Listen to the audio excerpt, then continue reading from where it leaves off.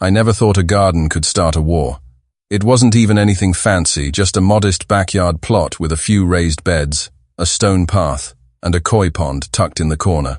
A place of quiet, solace, something I had built with my own 2 hands after retiring early from my job in the city. It was my therapy. The lavender calmed my nerves. The tomatoes reminded me of summers on my grandmother's porch, and the sound of bubbling water from the pond was a lullaby after years of city horns and concrete chaos. The war began when they moved in. Debbie and Jolene, the Karen sisters. They were loud before they even unpacked, matching pink tank tops, identical voices that sounded like someone gargling gravel and perfume, and enough fake jewelry to reflect sunlight like a disco ball. They moved into the house next door, a place that had been empty for nearly 8 months. And peace moved out with them.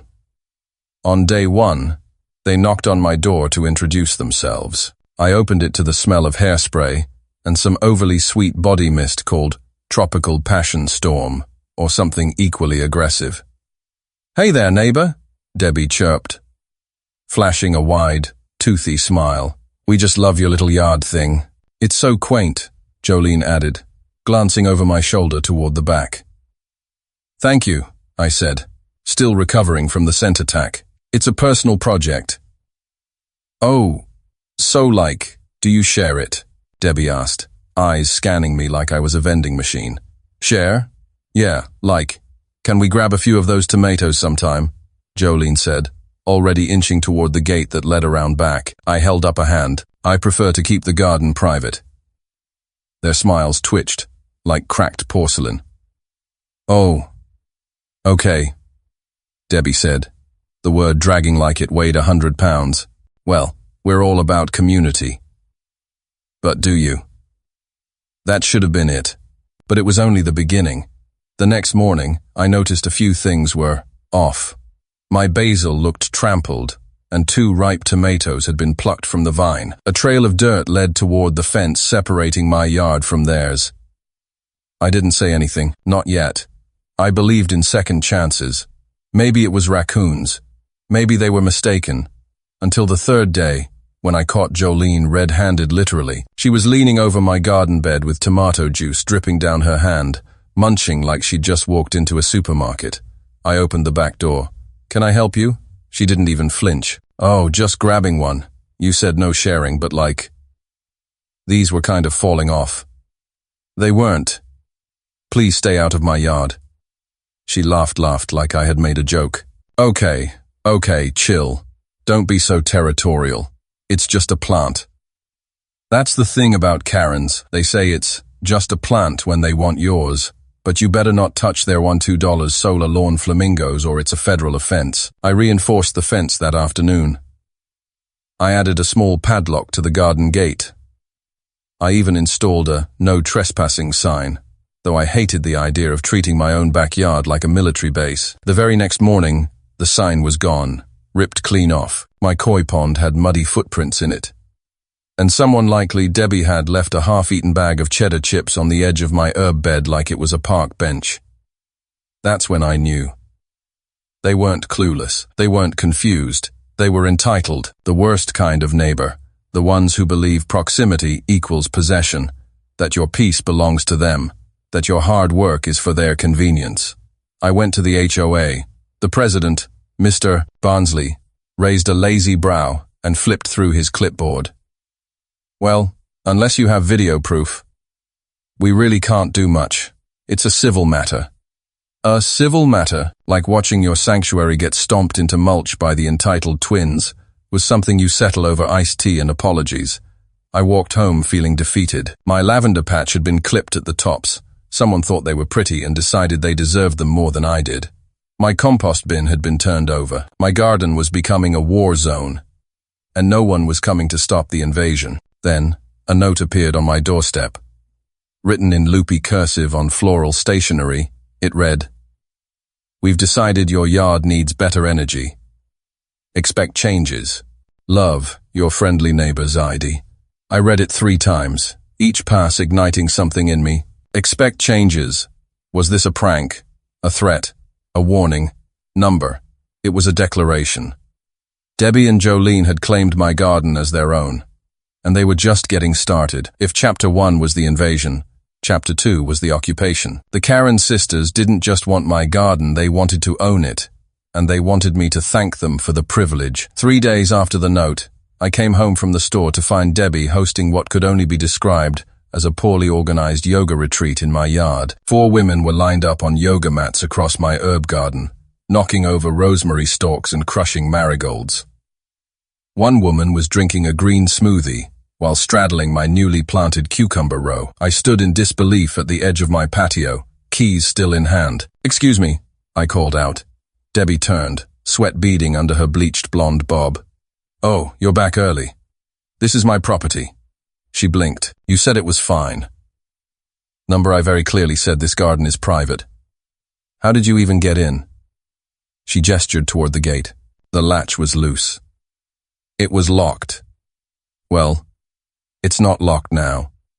She smiled with the smugness of someone who just peed in your coffee and called it lemonade. I walked over, checked the gate. The padlock was missing. Just gone. Cut. Pride. I didn't know how, but it was gone.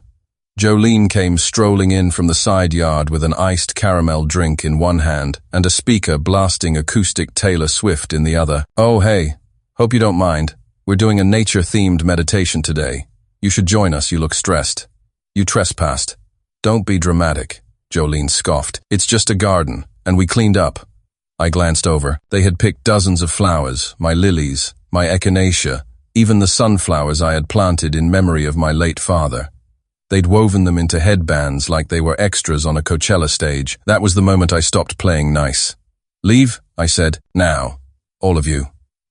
There was an awkward silence as one of the yoga ladies tried to scoop up her water bottle and rolled off her mat with a grunt. Debbie stood. "Wow, you really are hostile. Maybe you should talk to someone." "I already did," I said, reaching into my bag and holding up my phone. "Smile. You're on camera now." Her face twisted. "That's illegal." "Actually, it's very legal. This is my yard. These are my plants. And you are trespassing." They left. Slowly, Jolene muttered something about bad vibes and masculine energy. Someone left behind a yoga block smeared with dirt. Debbie knocked over a potted fern on the way out and didn't even look back. That night, I installed 4 new motion-activated cameras, 2 covering the yard, 1 on the gate, and 1 hidden in the old oak tree near the pond. I also added solar-powered floodlights, trimmed the hedges for visibility, and for good measure installed a brand new reinforced padlock. But I wasn't just preparing for surveillance, I was preparing for war. Because I knew they wouldn't stop, and I was right. 2 nights later, I caught them on camera again. This time, they came wearing ninja black yoga outfits and pink slippers. Jolene had a flashlight, and Debbie had a pair of kitchen scissors. They crept across my garden like raccoons with bad credit. They snipped flower heads, tossed dirt into my koi pond. One of them tried to loosen the sprinkler head. The video was so ridiculous I had to replay it twice to believe it was real. I filed another complaint with the HOA. Their response? "Please try to handle disputes between neighbors civilly. We are not responsible for monitoring private security footage." Useless. So I went to the police station, footage in hand. The desk officer, a man named Ellis, watched the video with a furrowed brow. "Looks like trespassing," he said. "Great. So you can do something?" "Well, unless they damaged something over a certain value, it's still a civil matter." I leaned in. "They're cutting up my flowers and destroying property." "Technically, flowers aren't valued high enough for criminal charges." "Can I file a restraining order?" he exhaled. "You can try, but unless you feel personally threatened, a judge might not approve it." So much for protection. Meanwhile, the Karens ramped up their tactics. Jolene accused me of harassing her by watering my plants. She claimed the spray crossed the fence and soaked her patio chair. I reviewed the footage. It was false. I was 5 feet from the fence the entire time. Debbie followed up with a written complaint to the HOA claiming I was using toxic pesticides that endangered their rescue dog. Note, they didn't have a dog. They were creating a narrative, gaslighting the neighborhood, painting me as the villain in a story they authored, starring themselves as the poor, misunderstood angels of the cul-de-sac. But they weren't fooling everyone. Miss Fleming, my elderly neighbor and the closest thing our street had to royalty, stopped me one morning as I was hauling mulch to the back. "I saw those two hags in your yard the other night," she whispered like we were sharing nuclear secrets. "Thank you," I said. "They think they're clever," she added. "But they don't know you. You're patient. That makes you dangerous." I smiled. She was right. Because I wasn't just building a garden anymore, I was building a trap. And soon, Debbie and Jolene were going to find out what happens when you push the wrong gardener too far. For 2 weeks, the Karens went quiet. Too quiet. Not a single stump across my lawn. No glittered yoga mats. No midnight sabotage or passive-aggressive notes rolled up like fortune cookies in my mailbox. At first, I thought maybe the cameras had worked. Maybe they'd seen themselves on video and felt the sharp sting of humiliation. Maybe, just maybe, they'd realized they weren't invincible. But I should have known better. The final straw came on a Thursday morning, the day after a long-awaited thunderstorm had finally broken the heat wave. The air smelled like wet grass and fresh dirt. I was sipping my coffee on the back porch when I saw it. The garden was wrong. Something was off. I stepped outside and immediately felt it. The soil in the raised beds had been dug up, turned over, roots exposed, stalks shredded. Someone had taken a rake or a shovel and gone to war. The koi pond was murky, leaves and sludge swirling where clean water had been. My garden gnome, Carl, a gift from my Niswa's face, down, shattered into 3 ceramic chunks. It was destruction for the sake of it, not theft, not sabotage, pure spite. The footage showed them at 2:41 a.m., dressed in full rain ponchos, faces wrapped in scarves like they were special forces in a war on decency. They carried bags, poured something into my pond, probably soda or pickle juice, from the looks of the frothy mess. Then they tore through the garden, giggling. Jolene tripped and fell in the mud at one point, pulling Debbie down with her. They laughed like it was recess. I watched the footage 3 times. Then I deleted it. Not because I didn't want proof, but because this wasn't for the police anymore. It was for me. You see, I had already been planning something elaborate, something poetic. Because when you're up against Karens, you can't just fight back, you have to perform your revenge.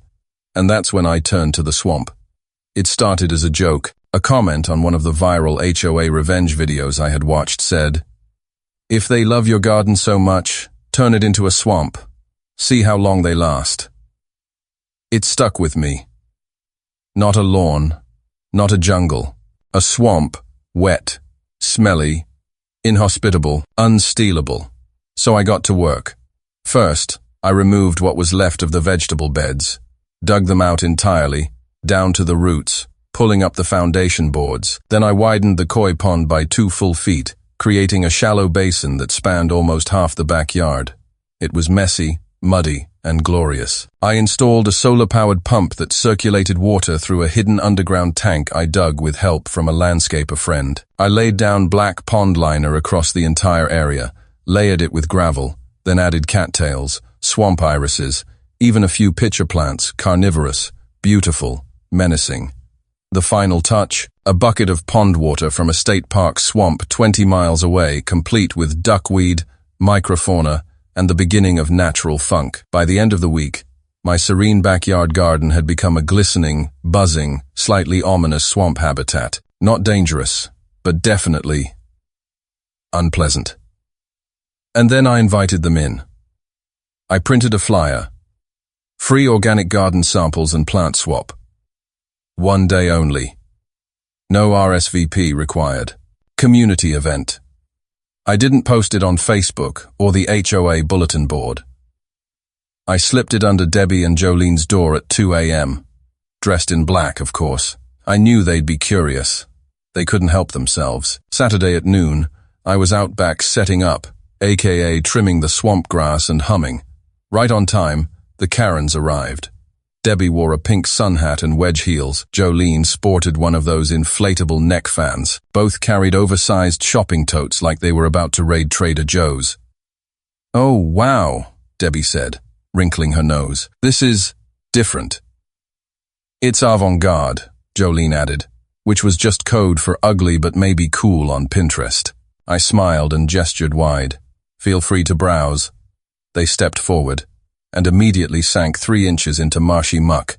Debbie shrieked. Jolene stumbled forward, splashing into a patch of thick, waterlogged moss that burped when stepped on. A mosquito buzzed directly into her face.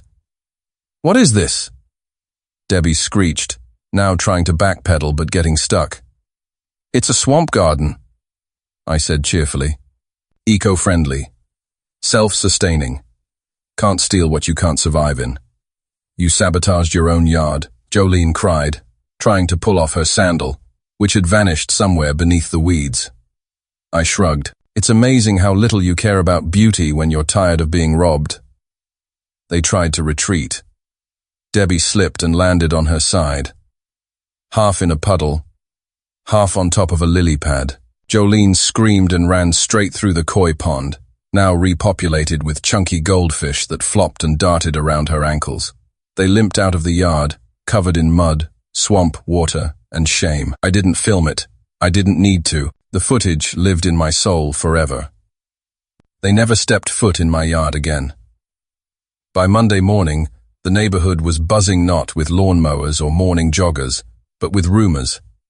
The swamp story had spread like wildfire. It started with Mr. Collins from 3 doors down. He'd witnessed the Karen sisters flee my yard like they were escaping a haunted theme park, soaking wet and squealing in designer sandals. He told his wife, who told the local HOA group chat, and by 8 a.m., the text thread titled Neighborhood Watch, but spicy, had over 72 unread messages. The Karens were infamous now, but they weren't done fighting. By Tuesday, a letter from the HOA board arrived at my door. It was written in Comic Sans, probably Debbie's idea, and packed full of phrases like ecological hazard and unregistered wetland. They were calling for an emergency inspection. I saw Debbie and Jolene on their porch as I read the letter. Debbie had sunglasses on like she was shielding herself from the truth. Jolene was in her floral robe, arms crossed smugly, sipping iced tea like it was her victory toast. They'd finally found their counterattack, or so they thought. The HOA board assembled at 10 a.m. sharp the next day. 5 of them in total. Mr. Linwood, the HOA president, who once called my garden a humble slice of serenity. Miss Ramirez, who hated noise and had previously fined the Karens for hosting impromptu karaoke nights. Miss Patel, a no-nonsense woman who ran the community newsletter like it was national press, and the twins themselves, Debbie and Jolene, their faces tight with expectation. My swamp shimmered in the sunlight. Dragonflies zipped lazily between reeds. The cattails stood like guardians of peace. The whole yard looked like a Monet painting, if Monet had been really into mosquitoes.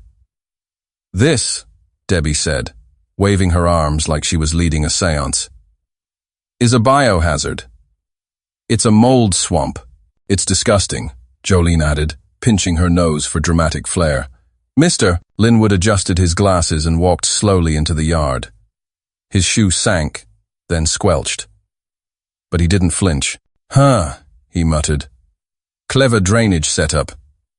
No runoff. And these plants are all on the permitted list." Debbie sputtered. "It's unnatural." "Actually, Miss," Patel said, flipping through a laminated HOA landscaping guide, "wetland gardens are environmentally approved if water levels are managed and no standing trash exists. It's all here on page 14. "But he tricked us into stepping into it," Jolene snapped. "I didn't trick anyone," I said calmly. "It's my yard. You entered it voluntarily without invitation, I might add. Can't you all see? He's provoking us," Debbie shouted. Miss Ramirez tapped her tablet. "You mean like the time you reported 7 neighbors for using non-regulation mulch?" Debbie went red. "And the midnight pickle incident," Miss Patel added. "Which we caught on tape," I said, holding up my phone. Mr. Linwood stepped back from the swamp edge, brushing off his pants. He looked between me and the Karen sisters and sighed. "I move that we close this complaint," he said. "The swamp is compliant. The owner's within his rights. Frankly, I'm impressed." "But," Jolene tried. "No buts," Miss Patel cut in. This is the third unfounded complaint you've filed in 2 weeks. Miss Ramirez narrowed her eyes. And we'll be revisiting the ones you filed against the Brensons for Christian garden gnomes. Motion denied, Mr. Linwood announced. And moving forward, further complaints from your address will be reviewed before distribution. Debbie and Jolene stood frozen, speechless. For once, I thanked the board as they left, most of them giving me knowing nods, the kind you earn from surviving something and winning. The Karen sisters stormed inside and slammed the door so hard their garden flamingos wobbled. I thought that would be the end, but the internet had other plans. That night, I uploaded a new video to my small but growing channel. How to build a swamp garden to keep Karens out. DIY revenge. That's beautiful and bitey. It started slow, but once TikTok picked it up, especially the scene of Debbie sinking into the moss, with a dramatic shriek it blew up. Comments poured in. This man is playing 4D gardening chess. Karen, proof landscaping, activated. Forget fences, grow a bog. A landscaping YouTuber stitched it with his own commentary. Today, we're reacting to the king of passive, aggressive gardening. Sir, we salute you. By the weekend, Better Homes and Gardens demed me. The Karens? Not so happy. Someone anonymously egged my mailbox a few nights later. But the cameras caught everything. Debbie, in full floral pajamas, mid-throw. I didn't even bother calling the police. I just uploaded the footage with the title, Karen's Final Strike, The Egg War. It went viral in under 12 hours. The neighborhood wasn't just watching anymore. They were cheering, and for the first time since the Karen sisters moved in, the air felt clear, quiet, peaceful. I stood by my swamp that Sunday, tea in hand, sun rising above the cattails, and I smiled, because they had declared war. But I built a kingdom. It started with whispers, barely audible arguments drifting from across the street. But by Wednesday morning, the whispers had turned to war cries. You told me it was foolproof, Debbie screeched, slamming their front door so hard the wreath flew off. I didn't make you step in the swamp. Jolene snapped from the driveway, one slipper missing, robe flying open like a busted sail. I stayed hidden behind my curtains, sipping coffee and enjoying the chaos like it was morning news. The Karen empire was cracking, and the foundation of entitlement was finally giving way. The Queen Karen sisters were turning on each other. Debbie began leaving the house alone.